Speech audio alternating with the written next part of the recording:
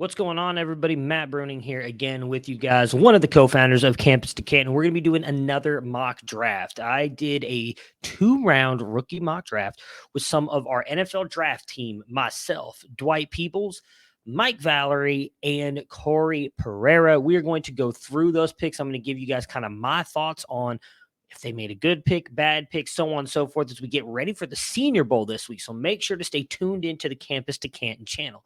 Hit that subscribe button, hit the like button. Make sure you turn those bell icons on as Barnabas Lee and Mike Valerie, two of the smartest people we have here, really great members of our NFL draft team, are actually at the Senior Bowl. They'll be covering it for us. They're going to be going live, I believe, Tuesday through Friday night to give you guys updates on the practices and all the notes that they took.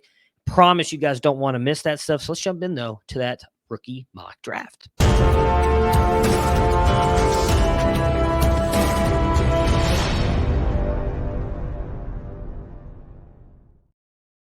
All right, so as I mentioned, we're going to do 2 rounds here, and I'm going to have the pick order here right up next to me. You'll see that in just a second. Got my picks lined up down here, and the order went in this: Mike Valerie, Corey Pereira, Dwight Peoples, myself, Matt Bruning. And this is Superflex. I just want to throw this out there right now. It's a Superflex draft, not tight end premium, just straight Superflex. With the number 1 pick, Mike Valerie took Bijan Robinson. I feel like this is going to be something that happens a ton in these mock drafts, and I would not be surprised at it by all. Even with C.J. Stroud, Bryce Young, Will Levis, Anthony Richardson, Bijan has a chance to be truly special, and I would not be surprised at all if these teams at 1-1 take him. It's an interesting dynamic in them taking him here because running backs arguably have shorter shelf lives, and so, I wonder if your team's really going to be able to rebound quick enough to get or to be able to use Bijan, but maybe you can flip him for something more later. I don't know. Regardless, I think this is going to be a pretty, I don't want to say consensus, but I feel like there's going to be a lot of people who take Bijan here, regardless of it being super flex. Next pick was Corey Pereira, and he took C.J. Stroud. He is my QB 2, 1B. It's really hard for me to separate him and Bryce Young because they're just so different. CJ, if he's protected, has a chance to be truly special. I really believe that. He's a really good quarterback, but Bryce Young just has it. It's stuff you can't quantify. You go back and look at some of those games for Alabama last year and in his first year starting the year prior, he just makes plays and he finds ways to win big games. The height and the weight is definitely going to be something that a lot of people talk about, but at the end of the day, I think Bryce Young is going to be a really good quarterback who did go next to Dwight Peoples. I get it. I feel like these 3 are going to be the consensus top 3 picks overall. I know that there's a lot of talk about Will Levis, Anthony Richardson. I get it, especially quarterback, super flex, the value there. I'm not going to argue taking those guys high, but I really feel like these 3 are going to be the top. They're probably all going top 10. I know Bryce Young's going to have concerns, as I just mentioned, with his height and weight, but he's likely going top 10 in the NFL draft. So I think these 3 likely are the consensus in most rookie drafts, and I like Bryce Young. He's currently my QB1 just because of that. So that put me up here on the clock with the 4th pick, and I wasn't really sure where I wanted to go. I ended up taking my number 1 wide receiver, and that's Jackson Smith-Njigba. I feel like there's definitely a lot, not just in the NFL draft community, fantasy community overall. There's a lot of this "what have you done for me lately" narratives, and because JSN didn't play last year, I think people forget just how good he was. Now, you go back and look at the Rose Bowl game, and you're going to say, "Oh, well, Matt, he did that against a running back who was playing defensive back in that game." I get that part. I do. Not all of it was against the running back, but most of it was. So then go back and look at the rest of the season where he was playing with Garrett Wilson and Chris Olave and how he still outproduced them, how in multiple games against good defenses, he put up over 100 yards. Jason is a very good wide receiver. Now, he's likely going to be just a slot wide receiver, but that didn't stop us from loving Cooper Kupp the past couple seasons. And I get it. He was in the Rams offense with with Matt Stafford and Jared Goff, but that doesn't mean that JSN can't be that either. I think people are knocking him unfairly. They're double counting things that they shouldn't on JSN. I think he's going to be just fine. I put Mike Valerie back up, and he took Jahmyr Gibbs. Jahmyr Gibbs was a debate back and forth for me on who I should take there. But again, as I mentioned, value for me is a big thing in these rookie drafts. And I took Jason because I felt like his value is going to hold longer. Wide receivers just tend to last in the NFL longer, if we're being honest. They're going to get second contracts. Even if he ends up being just an okay wide receiver, he's likely going to get drafted again. So, or get another contract. So I went with them. Jahmyr Gibbs, though, not a bad pick here. Obviously, some questions about his weight. We'll find out at the combine here in a little over a month. Regardless, I think he's going to be fine because he's just a really good running back. Quentin Johnston was next by Corey Pereira. I get this pick. The upside's there. Don't have an issue with it. I personally have him as my wide receiver 3, so I'm probably taking Jordan Addison over him. But he's probably going to – there's a shot that Quentin Johnston's the number 1 wide receiver drafted just because of his tools and upside. We in the fantasy community have some massive disconnect sometimes with the NFL draft community. The NFL draft is looking for tools and upside because those GMs and coaches truly believe they can develop anybody and everybody. So while we look at these players and say, man, they're raw, I'd rather take this guy, Jordan Addison doesn't have the upside. If they both hit their ceilings, Quentin Johnston's the best wide receiver in this entire class. So we do have to take that into consideration when we talk about drafting these guys. Now, Addison may have the safer floor, and if you want to go for that, I have no issue with that. I typically – a lot of times, actually, I would say most time, a lot of times I draft safer floor first. That's just the way that I am. A little more risk averse. I don't want to take big risks. Not that Quentin Johnston's a big risk, but I do think he's a bigger risk than Jordan Addison. That put Dwight up. He took Kayshon Boutte. It's another big risk pick here, if I'm being honest. Now, I love Boutte. Coming into this year, and for most of the year, Boutte was my wide receiver 1. I didn't see any reason to change that. I don't care about the rumors of the off-field stuff. That it's not like I'm not going to compare things of what people have and haven't done. Regardless, I think Boutte is a very good player. And it's same thing. You can make a lot of the arguments with JSN. What have you done for me lately? He looked off at the beginning of the season and kind of played well at the end, but not quite the guy that we had seen the 2 years prior. Some of that I definitely think was an injury. We still don't know what that injury was to his foot as a sophomore. Obviously, vibes were weird at LSU when you have your head coach who signs on. It's like, I don't even know the kid's name. Like, that's not a great look. Kayshon Boutte kind of fired back about that. And I don't blame him. He's a 17, 18-year-old kid. If I've got a 40-year-old guy who's talking about me, the best player on the team currently, saying I don't know his name, I'd fire back too, to be honest with you. I don't blame him one bit. Maybe Brian Kelly, why don't you get your shit together, would be what I'd say. So I'm very intrigued. I still think Boutte has a very high ceiling. But I wonder if he's going to get there. And I wonder where he's going to get drafted. You would ask me this. We were doing these videos last year. I had Boutte as a first-round pick. I'm pretty sure we had him as the first wide receiver off the board. Now, I don't even know if he goes in the second round. So, a little bit of a risky pick here for me with Kayshon Boutte. I would have taken Jordan Addison, who I ended up taking here, probably over both those guys. Again, a little bit more risk-averse. I just think he's got a very safe floor. I think he's very technically sound, really good route runner. I don't think you can really question about the size and where we've seen all these wide receivers thriving in the NFL, not that big a size. The natural comp is Devonta Smith, and I do think that's a good comp for him as well. He's got good hands, really good technician, really good route runner, just always finds ways to create separation. And he's probably a wide receiver too at the NFL for fantasy. There's nothing wrong with that. I don't think there's really any elite wide receivers in this class. Maybe Quentin Johnston if he gets there, and Kayshon Boutte I think could have that. So again, if you're in for taking big swings, take those guys over Jordan Addison. But for me, I took Jordan Addison. I was pretty happy that he fell to me at the 1-8. At the 1-9, Mike Valerie took Anthony Richardson. So look, I get it. It's a high upside pick here. You definitely are getting a little bit of bang for your buck with Anthony Richardson. Value-wise, at least. I'll put it that way. There's definitely some questions. I think you definitely need to be concerned about what he possibly could end up being in the NFL. But again, we talked about it. Tools, upside, he's got all of them. A lot of people are making the comparison to Cam Newton. I don't think that's fair. I think he's a much better runner than Cam Newton. Passing-wise, he's not even at Cam Newton's level. So there's a lot here. He played decently toward the end of the season. He made some impressive throws, some really good anticipation throws, really good throws with the velocity, which he does a lot of. I really would like to see him take something off some of those throws, but regardless, the accuracy is not there. Ball placement's kind of all over the place at times. But if he goes to the right situation, is able to sit for a couple years, you could be getting arguably a top 6 quarterback here at the 1-9. That's a steal, folks. Like, that really is. It's Justin Herbert all over again, realistically. Obviously, he has a lot more upside with the rushing ability. And, Mike Valerie has said this before, and I 100% agree with him.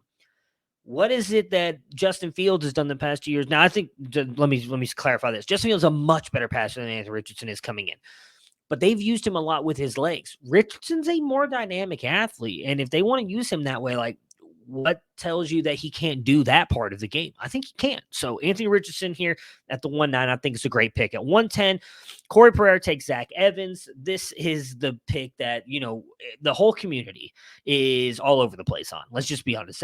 We think Will Levis is controversial. Zach Evans is controversial. There's some people saying Zach Evans shouldn't even be a top 5 pick. He's a barely top 12 running back. Some people have him as RB2, 1, 3. He is all over the place. And I think it really just comes down to what you're looking for. He's currently my RB3, so I don't really care about this pick here. I do think he's getting unfairly knocked for the Quinshon stuff, which, look, Quinshon looked great. I'm not going to take that away from him. I love Quinshon. I talked about him all last year as being this guy who could break out in this offense. Zach Evans has really good patience, though, really good footwork. I don't like that he's so aggressive sometimes behind the line and trying to take on defenders. I wish he just hit the holes. At the end of the day, I think Zach Evans is going to be a much better NFL back than he was a college running back. There's a lot of stuff that went on here, but I'm not going to blame him for that. But if you don't want to take him, I understand that.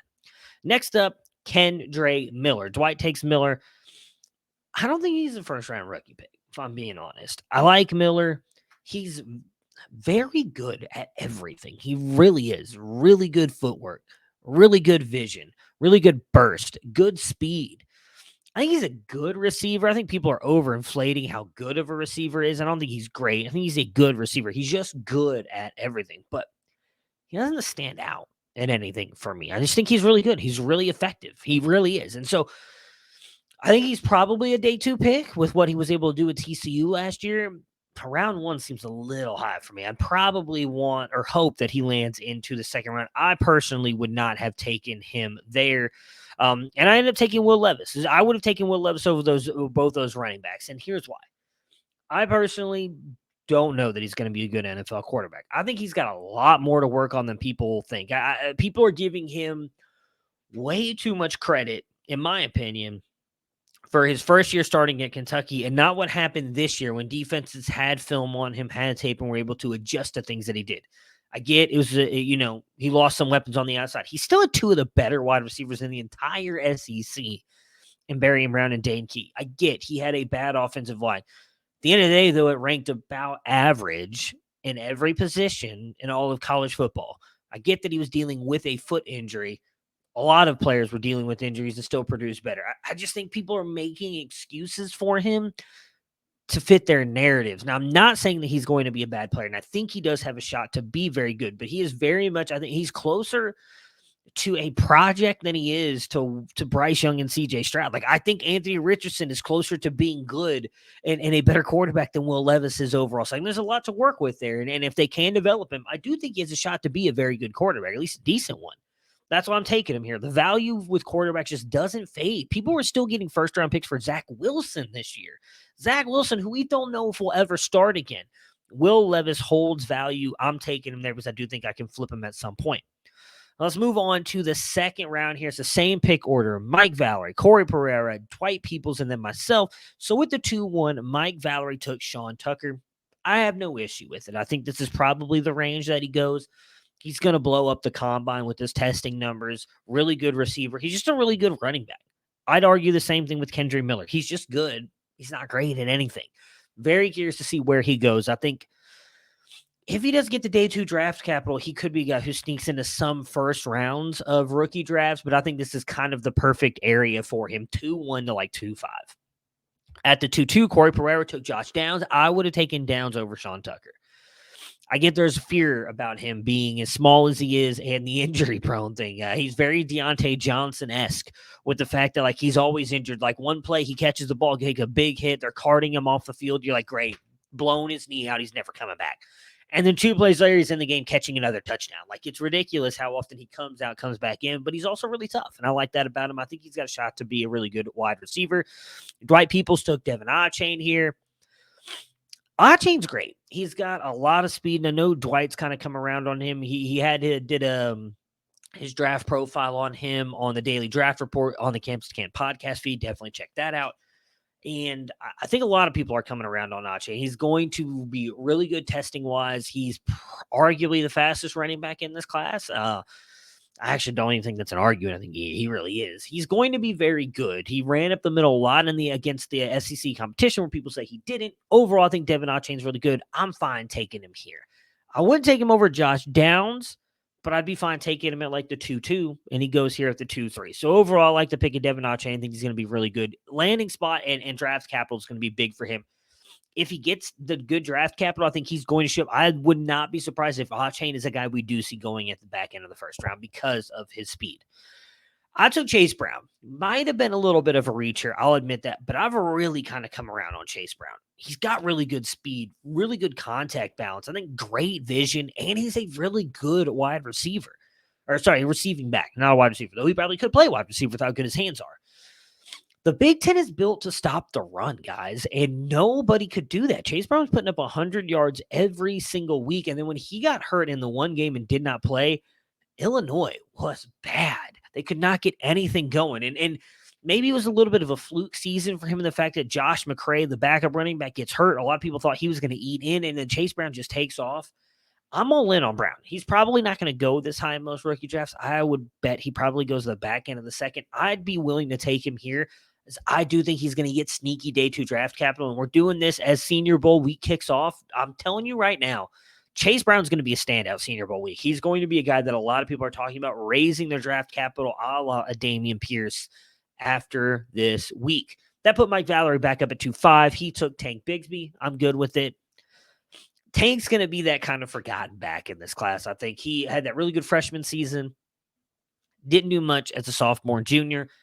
Really bad Auburn teams. I just don't know what there is to say, but I think he could end up being a really good 2-down thumper. Pretty decent speed for his size as well.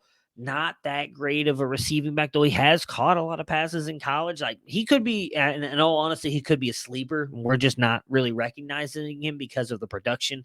But at the end of the day, I think Tank Bigsby could be a really good pick. This running back class in general is really good. And I'm not going to argue with any of these guys going in the second round. That put Corey Pereira up with Zach Charbonnet. I think many people would argue taking Charbonnet over Bigsby and Brown. I don't have an issue with it. We have him clocked at like 21.2 miles per hour. So he's got speed.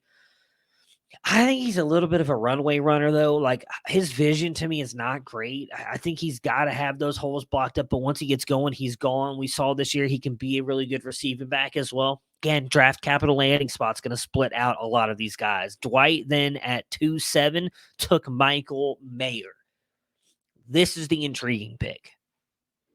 I don't like any of the other tight ends in this class. It's just Michael Mayer. And I do think that Michael Mayer has a shot to probably be a top 8 tight end in NFL fantasy when he gets into the league. I know a lot of people are worried about like his testing. I think is going to be fine. He reminds me a lot of an Austin Hooper type. The difference is Mayer is such a good blocker and receiving threat. Like, I think Hooper struggled a little bit with that at times. If he goes to an offense that uses him correctly, I think we could get Atlanta Austin Hooper for fantasy purposes. If not, it's a little bit of a worrisome pick. So I could see you arguing him even going all the way up to the 2-1 pick. Dwight takes him here at 2-7. Maybe I could have taken him over Chase Brown. I did think about it. When I saw him go off here, I was a little upset. So I was hoping to get him at 2-8. So I like the pick there of Michael Mayer. I'm taking Zay Flowers. Now, I took this pick. Twitter's gone a little crazy on his height, weight from the East-West Shrine Bowl. We'll see. There's NFL community's propping him up. They're talking about the next quote-unquote Antonio Brown. I don't see that at all here, folks. But if he gets a decent draft capital, NFL teams like him, why not, right? Why not take him? Value here at 2-8. I really think it drops after Mayer. There was not a lot of players that went after Mayer that I really liked, so I just took a guy that I think could insulate some value, and that was Zay Flowers for me. Next, Mike takes Israel Abanikanda.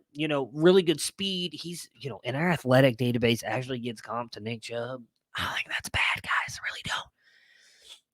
I don't know that he'll be Nick Chubb, but I think if he's put in an offense that uses him the way Cleveland uses Nick Chubb, he can be really, really good for you. Really good speed, good vision, good contact balance. Again, this running back class is really good. I'm not going to argue any of these guys going here. Corey Pereira then took Cedric Tillman. Don't mind that pick either. Many people believe he's going to be better than Jalen Hyatt. One thing you'll notice is Jalen Hyatt is missing from a lot of these picks, and we'll get to that. Cedric Tillman's your typical X receiver, though, and I think he can be really good for an offense. We'll see where he gets drafted, a little bit on the older side. I think if he would have gone round 4, Corey probably doesn't take him here, but we just base this on our rookie rankings and what we thought of the players. We didn't mock a mock here, which we will do next week. I will take a mock draft and mock picks based on the landing spots, and that we didn't do that here. So maybe Jalen Hyatt would have gone over him because he's projected to get first round draft cap, but I don't hate it. I don't hate the Cedric Tillman pick. Next up, Dwight takes Dalton Kincaid. I don't know about this one. I really don't. I like Kincaid. Really came on at the end of the season for Utah, or it was probably more toward midseason when Brant Kuithe got injured, and he showed a ton. And I think he's got a chance to be a really good tight end. I know people are saying Travis Kelce is going to be better than Michael Mayer. I think we're getting a little ahead of our skis on that one, guys. Pac-12, historically known for not very good defenses. Michael Mayer has proven it against the best of the best, including Clemson multiple times when they had considered a top defense in college. Like, I think we should pump the brakes a little bit on Dalton Kincaid. I don't mind if you take him in the second round. He just feels more like a third-round rookie pick for me. I don't think he's getting day 2 draft capital. Maybe I'll end up being wrong, and then maybe he goes to the combine and absolutely blows out everybody testing-wise. Maybe I don't see it. I like Dalton Kincaid, but I don't know that he's second-round draft worthy in a rookie draft, and I definitely don't get the argument people are making that he's better than Michael Mayer because he's more athletic. Like, I think we need to get the Kyle Pitts out of our head here. Like, most tight ends are not extremely athletic, folks. They're just not. And I don't get the argument there. I went Rashee Rice, and I'm going to be honest. Like, I don't love it. Maybe would have gone Jalen Hyatt. Not sure. Rice is probably just getting the draft capital, and that's really it for me. That's all that matters. Draft capital. I think he's going to be a good wide receiver. I see him more as like a wide receiver 3 for fantasy. I don't get he's going to dominate and all this other talk. You know, he did it at SMU, and realistically, if you look at the competition SMU played, the conference they played in, it's not that impressive, guys. And he couldn't do it until his senior year. There's a lot of questions about Rashee Rice that I don't think people are asking. So that's going to do it for us, though, here, guys. Thank you so much for checking out the Campus to Canton Rookie Mock again. Hit that like button, subscribe to the channel, turn that bell icon on so you don't miss any of the Senior Bowl coverage this week. Barnabas and Mike will be going live Tuesday, Wednesday, Thursday, and Friday night. You don't want to miss their notes. They're two of the better just people who understand football, know what they're watching, scouting. Like, I can't wait to watch the videos myself. You guys don't want to miss out. I'll be back either on Thursday or Friday. I'll be dropping a Devy reaction mock video. Group of our patrons did a Devy mock. I'm going to react to that and tell you guys what I think about it. Make sure to jump in, join the website. It's extremely cheap to get in. Low barrier of entry, $2.99 a month. Enter the Discord. You can be jumping in all these mocks, getting you ready for rookie season, Devy season, and Campus to Canton season. Everybody have yourselves a great day, and we'll talk to you guys again.